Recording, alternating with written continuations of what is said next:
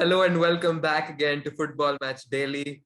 After kicking off the new content. This is the first time we've got a third member joining us. Welcome back, Chinmay, to our channel. It's been a while since we've seen you, since our viewers have seen you. It's great to have you back. But today, we're here to analyze the Liverpool versus Man City game after it's happened. As you might be aware, last week we got our the pre-match video out before the game came out, and today we're here to analyze what actually happened in the game and to see if we could actually predict what would go happen in the match in our previous video. So it's safe to say we didn't get everything right, but we weren't completely wrong either. So Chinmay, as the neutral supporter for this episode, just can you kick things off with what happened in the game? Well, I think the best thing to say would be that we saw two of the most serious title contenders play each other, and both teams showed why they are title contenders. Both you look at Liverpool. Liverpool started off quite poorly. City were quite on top of Liverpool in the first half, but the way they responded in the second half, that shows you champion mentality. Talking about the game, I think a lot of people might disagree with me, but this game literally shows why Pep Guardiola wanted Ronaldo, why he wanted Harry Kane, why he was looking to sign Messi. Because if they would have had a striker, first half it could have been 4, 5, 6. It could have been that way. And they really, Liverpool were really missing Alexander Arnold. Phil Foden really ruined James Milner's evening that day. And have to say that if you have to look at it tactically, I think Pep Guardiola won the battle. I would say at least in the first half. Klopp himself agreed that he was quite lucky to get away in the first half. Conceding not conceding any goal yet. And you have a look at the game. You have a look at the way Jack Grealish was used. Jesus of the wings again. Bernardo Silva was, he was a terror for the Liverpool defense. The way he was putting the ball in, you really needed someone like a Ronaldo or a Harry Kane to come in and score. City, if they had that kind of a player, they would have been on top, of course. But still, having said that, they did really do well, and Liverpool did come back very well again. So if we just take a look at how the team started, you looked at Liverpool's 4-3-3. I think I sort of predicted this lineup, except I was expecting Roberto Firmino to start in place of Diogo Jota. So that one Diogo Jota starting took me by surprise. And it's safe to say that I wasn't very happy with how the game started. But then again, another thing to appreciate about this game was how City started the game again, right? Uh, Ayush again, he was spot on saying that City will play their strikerless false nine formation, but then he did predict De Bruyne to be the false nine, but Pep actually surprised all of us by starting Jack Grealish in that false nine role. And I mean, it just leads me to think, won't Jack Grealish's speed be more lethal against James Milner in those kinds of situations where, last season we saw Jack Grealish start in a similar position when Aston Villa scored 7 against Liverpool, and he was a much better player than we saw on Sunday evening. So that is the one question I would like to ask Ayush. Actually, would Grealish have been better on the left wing and Foden or De Bruyne in that central role? I think that yes, you're right that Grealish should have been better at the left wing role, but I think Pep tried something here. So we can clearly see that Grealish is Manchester City's best finisher this season. So I think he wanted to give that a try and it was a fair trade because at the left there weren't a lot of threat from Liverpool anyways. So I think, and Foden is not that bad. Grealish would have been better on the left, but it was a good experiment. Like it should have been done in my opinion. And we pretty much got the lineups right. You got the Firmino wrong. I got the Laporte thing wrong. But otherwise, I think we pretty much predicted how the team was going to be. The team was going to start. I'd probably step in here actually. I'd probably step in here and actually say that Pep got it right with Jack Grealish, because the fact said that Jack Grealish wreaked havoc last season against Liverpool.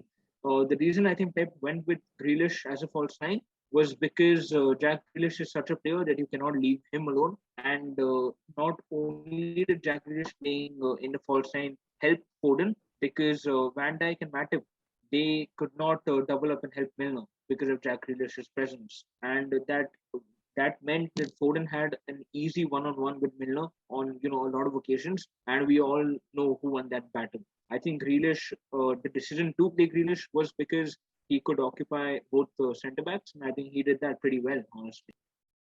Yeah, you're right. I think Foden played very well, Yeah, in fact, that's and won all the that's a battles against very Milner. But I would have that's a wanted good Foden to finish better. Sorry, Vitim, I'm cutting you again and again. yeah, that's okay. Actually, I was just appreciating the thought that went into that because we saw numerous occasions in both halves that Foden numerously got the better of James Milner. And to be honest, if Alisson wasn't having a good day, we probably would have conceded two in the first half itself, with one of them being Bernardo's brilliant going past the entire Liverpool team too. That was a key thing to look out for. But leaving the tactical side aside, what a great game of football! Just even for the neutral watchers, Foden was on his Amazing. best. Salah with that assist and that goal. I mean, this is what the Premier League can produce for us on its best day. Yeah, And and we were thinking that there weren't going to be a lot of goals. There were 4 goals and a lot of missed ones as well. And you say Foden was on his best. I don't think what that was his best. He missed like 1 or 2 openers, as far as I remember. I think Manchester City really their best players were Cancelo, Silva, and well, not Kevin De Bruyne because he also missed some chances. But Cancelo, I was really impressed by Cancelo that day. you're missing out Rodri too. Yeah, Rodri as well. That block against Fernandes. I don't know how that didn't go in. That was a big fault from Fabinho as well. I said Fernandes to my back, but that was a big fault from Fabinho as well. See, on a day where Liverpool's midfield just failed to turn up, and you would expect Salah to be fed off of that midfield. It was such a refreshing game I mean, for Salah to show to his haters why he is currently one of the best in the world. And again, we had a few I'd substitutes. like to disagree. I'd like to disagree. You just said that he is one of the best in the world. Uh, he is the best in the world. Oh, Mohamed Salah, best in the world. okay. He is, I think, after Messi and Ronaldo. I feel last 4 seasons there has been no one more consistent, no one turning up more than this guy, and no one giving in more performances and more heartaches to defenders and to opposition teams than Mohamed Salah. And it does, you said both of you just said you said it before the game too that it is going to be a good game. You said it right now. You saw it was a good game. I think good games are for great players, and I think we saw the best player after the two goats. I think we saw the best player again on song. One great assist, one great goal, maybe the goal of the season already. I don't know. And what a game! I think the only reason Liverpool scored 2 goals, and it's not just about the goals. The only reason Liverpool were able to threaten Man City was because of him, and he showed why he can ruin defenses day in day out. And it was a direct result. Salah was involved in both the goals directly because the first one was his assist and Mane just finished it. And the second one, well, what can I say about the second one? Ayush, remember before the game in our previous video, we were just talking about how Mane has been inconsistent in front of goal, and he had one shot on target, and Yeah. he scored. So that too from a very tight angle against a certain Brazilian goalkeeper whose distribution was spot on in the game too. So if I had to ask you the top 5 players of the game in general, who would they go to? The In no top 5 particular. games of the general, in general. One Salah, Cancelo, Bernardo Silva, uh, Matip, and Rodri for me. Mane couldn't make it because it was just, I think he could have done more. Actually, Mane did a lot, but I think the others just were too good for me. Chinmay, if I asked you the same question? I'd go with Salah, Bernardo Silva, uh, Cancelo again. I'd no, I'd probably go with Phil Foden. He didn't finish all his chances, of course, but he did get one important goal, and he was a constant threat.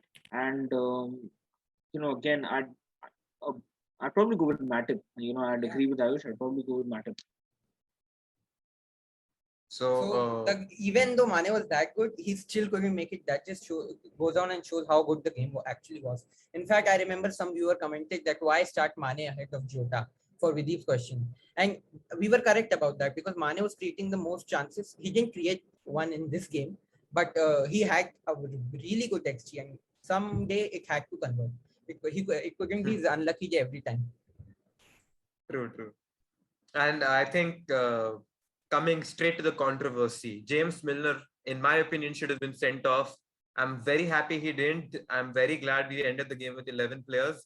But in my opinion, Pep was right. The referees should have gotten that second yellow card out for him. Ayush, what were your thoughts on that opinion? Why do you think I would go against a Liverpool fan who concedes that it was a foul? It was a foul. It was clear. But that's fine. I enjoyed the game. If he could have won, then the game I think would have. Even though Milner was not good, but for his age, he was playing really well. And in the second half, first half he was rubbish in my opinion. But in the second half, he did. I'm sorry about that. He did create some good passes for Liverpool. Chinmay, should Milner have stayed on the pitch?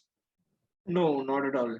And I think Pep Guardiola was, completely right when he said that, you know, you go to Anfield or you go to Old Trafford, and that is why it's not a red because the crowd also plays something in favor of the referee. Referee is always pressurized when he's refereeing at those two iconic grounds. And I saw a lot of memes. Pep Guardiola trying to punch Mike Dean and stuff, but his reaction, I would have to say, for the first time in a long time, it was justified, and Milner shouldn't have been on the pitch. I don't think anyone can deny that. In fact. That's true. But I think where a moment where all three of us agree on something is a great way to finish off a video. That's been Football Match Daily with our post-match reactions for this game, especially looking at the tactical side of the game too. We've got Chinmay back on our platform after a long time. You can expect to see him back in our next videos, but we will obviously be returning only after the international break. Unless we think of covering a few international games in the middle, but that seems very unlikely. So thank you for watching. If you liked our video, make sure to like and subscribe. But that's Football Match Daily, and that's it from our side. Thank you for watching. Actually, wait a second. Before you end this now, sorry, but I forgot to ask which were your five players? Like, who were your five players? Oh, mine. I'd go with Salah Foden, the joint man of the matches of the game. I'd go with Bernardo Silva and the two goalkeepers. Oh, yeah. Right. Well, that's a good note to end then. Bye.